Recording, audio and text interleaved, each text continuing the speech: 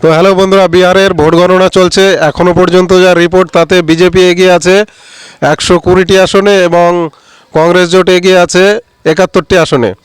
তো এই বিষয়ে এর আগে একটা ভিডিও বানিয়েছিলাম।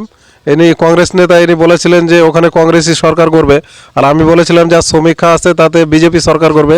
তো এখনও পর্যন্ত যা রিপোর্ট তাতে বিজেপি সরকার গড়ার লক্ষ্যে পৌঁছাচ্ছে। তো এখনও ইনি কি ইনার মনোভাব সেটা আপাতত জানবো। তা এই অবস্থায় দাঁড়িয়ে বিজেপি আগিয়ে আছে, মনে হচ্ছে বিজেপি সরকার করবে।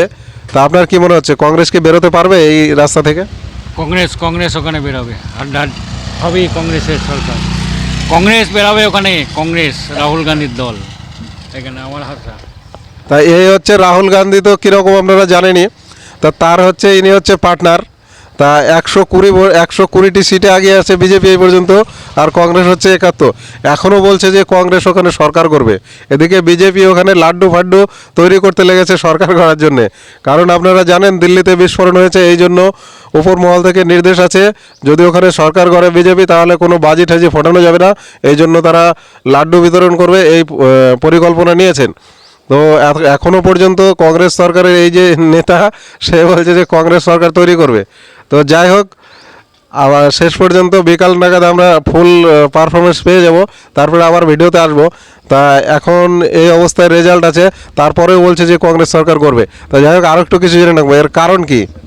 কম বেশি হতেই পারে, কোনখানে কম বেশি এটা মিডিয়ারা হাইলাইট করছে, কিন্তু ওখানে খুব একটা ডিফারেন্স হবে না। হাড্ডাহাড্ডি যেই করবে কংগ্রেসই আসতে পারে জোটে, খুব একটা ডিফারেন্স হবে না। তো যাই হোক, আমার ধারণা এটা কোনো ডিফারেন্স হবে না।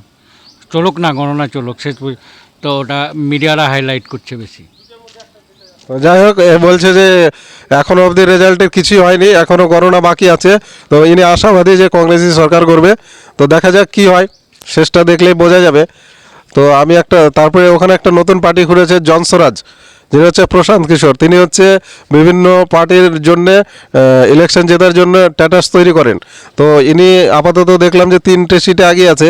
তো কোনো পার্টির জন্য রণক্ষেত্র তৈরি করা আর নিজে পার্টি তৈরি করে মানুষের মধ্যে যে তারপরে ভোটে জেতা, এর মধ্যে বিশাল অন্তর আছে।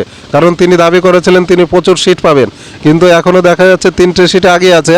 তো কী হবে বলা যাচ্ছে না, 3টে থাকতেও পারে, নাও থাকতে পারে, কিন্তু আশা করা যাচ্ছে তার থেকে আর বাড়বে না। তো যাই হোক, বিকালে আমরা ফাইনাল রেজাল্ট পেয়ে যাব, তারপরে আবার আসবো এনাকে নিয়ে।